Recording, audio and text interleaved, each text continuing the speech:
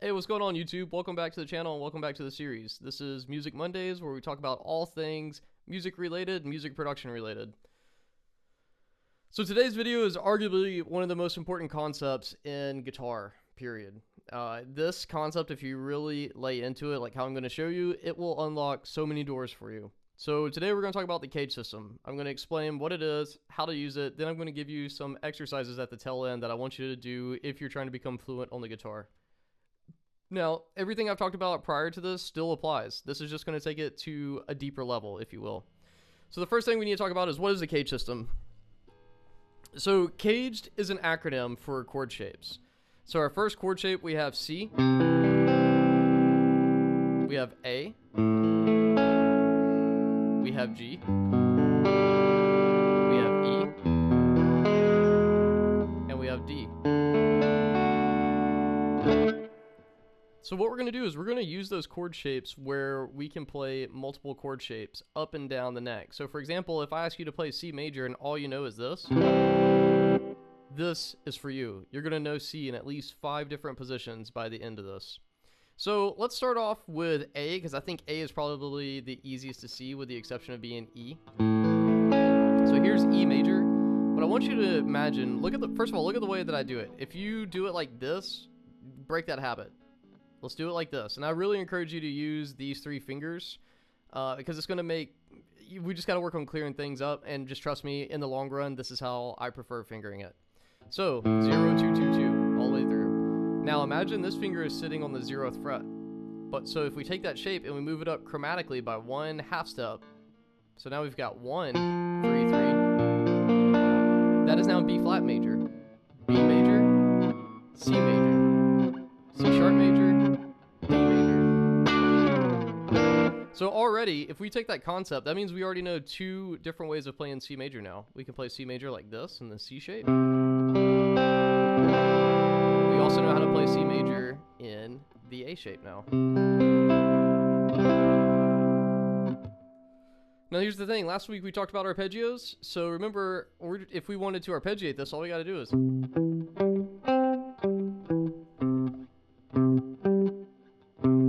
I guess you're missing a 3rd in this shape, but that's okay. You can still go. But this is giving you more vocabulary to use, right? So that's C and A. Let's talk about G. So G major, if we take this shape, 3, 2, 0, 0, that's 1, 3, 5, 5, or 5, 1, right? If we take the same shape, what I want you to do instead is use your pinky and your ring finger. If we move this up, so now this is 4, 3, 1, 1. Now we've got a movable shape. So if we move it up to the 8th fret, we now have C. So I got a question recently about, like, hey, how do I do bar chords? Because, you know, that's going to be the barrier to entry for most. Let's get that bar down. And my recommendation is, 1, make sure that I'm playing a Strandberg, so this guitar is designed for really good neck ergonomics, but it doesn't matter. I would just say make sure that your thumb is sitting in the middle of the fretboard. With your hands, you don't want to be like this playing. You really want your hand to be as relaxed as possible. And yeah, just try to have it where your fingers aren't under the fretboard coming over. Try to have it where it's a little bit out, but at the same time, you need to be relaxed in this wrist. And then it's just a matter of getting your reps in. Like, I've done this probably 5,000 times in my life, if not more. So I have the hand strength to support it. If you do not have the hand strength to support it, first thing to do is just make sure your guitar is set up appropriately. If your guitar is set up appropriately, meaning you can't shoot an arrow with your action, then it's just a matter of getting your reps in. So let's look at that. So now we've got C shape. Now we've got C, but using the A shape. If we slide up to the 8th fret, we now have the G shape of C. And the 8th fret here, if you've been following along in the series, you should be unlocking your fretboard. So I'm just going to call out note names, but the fret is 8, 8, 7, 5, 5. But you should tell me what the notes are in C major triad. Next shape we need to look at is E. So we're going to do the open position E major chord. If I take this is what a lot of people know as bar chords. really try to get in the habit of fingering it like this.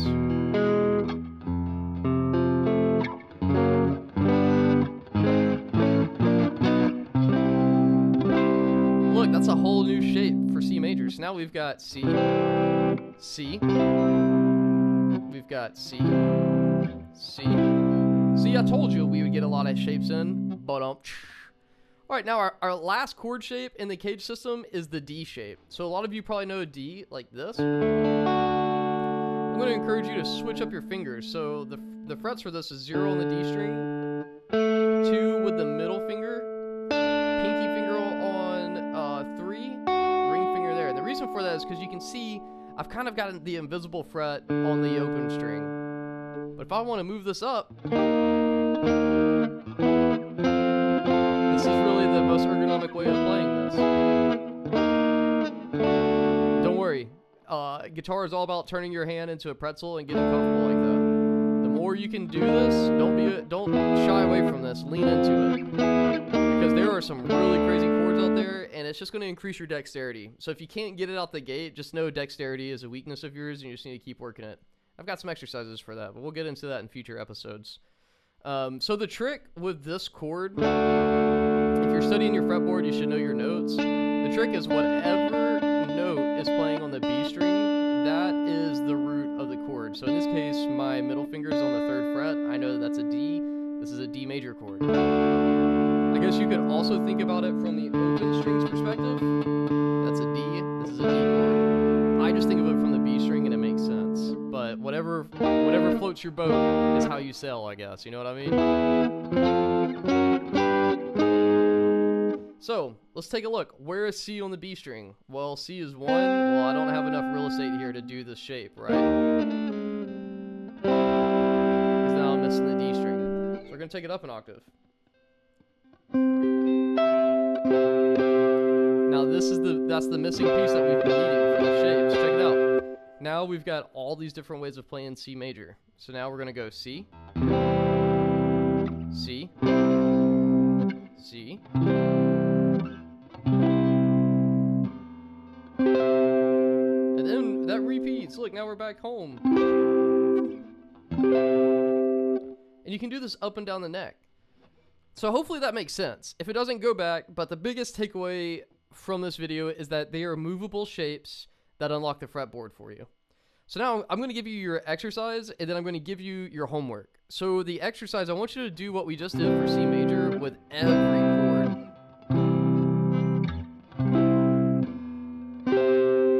So that's that. Now do A. So you do A here. You do A here. Where else could we do A? Here. Then we can't forget about this shape. And then do the same thing for E, D, and G, going up and down the fretboard. That's your exercise. Now here's your homework. I want you to figure out how to play a 1-4-5 in any position on the fretboard. So what do I mean by that? All right, so first of all, you need to remember chords from, I believe that was last week's video, episode 4. This should be episode 5 if my memory is correct. So a 1-4-5 in the key of C major. Remember, we're staying in C for a little bit. So C is 1. To find our 5, we go C, D, E, F, 4. Now to find our 5, G. Okay, that's just going to come with knowing your fretboard. So we need to go C, F, G, C. And you probably already know that from a lot of songs.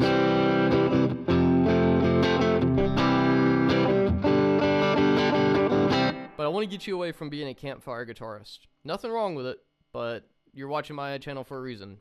So let's say, okay, in the 3rd position, which means that my hand is only going to stay here. We need to figure out, how can I play this in a different way? You know, we can do something like, let's go.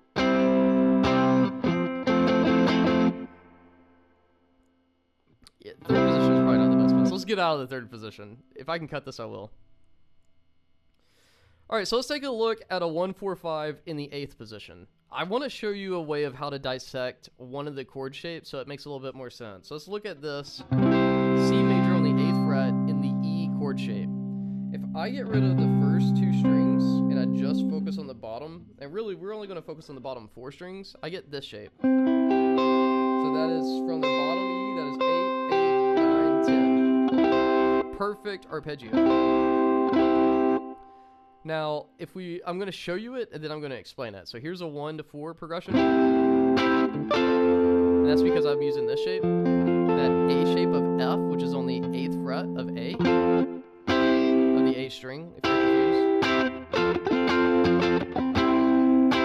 Now, the next question is, how can I use G major without using the A shape? Because you could do this. That is illegal. So if I want to go here to F, back to C, and then up to G, what would you do? This is your last chance to pause the video before I give you the answer. Use the C shape. You can see G's here. But remember, we're only using the bottom couple of strings, so it's this. So check this out. On the bottom strings only, my 1, 4, 5 is...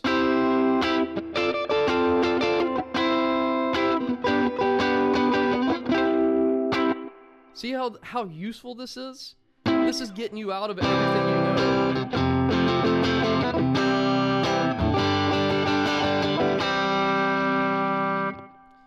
know. And I would encourage you to think about this in different ways, because you could even do it up here. Look, you can go...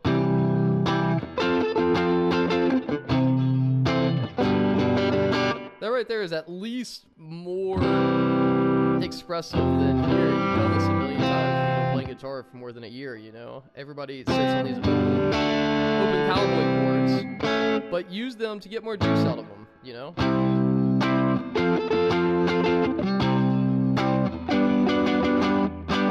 Sorry, I play major 7th there. That's your major 7 shape, by the way. If you've been following along from the videos from yesterday, or from last week, take that pointer finger off. Now you got a major 7. But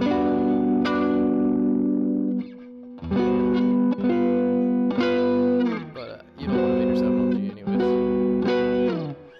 If that went over your head, watch the video from last week. But hey, I hope that at least makes sense using the CAGED system. What I would encourage you to do is to get a loop pedal if you have it, or use a DAW, or use your phone.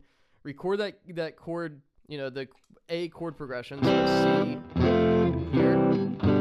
And then while that's playing, try to find different places on the fretboard to do that same thing. Sorry, I keep doing that major 7 without a habit.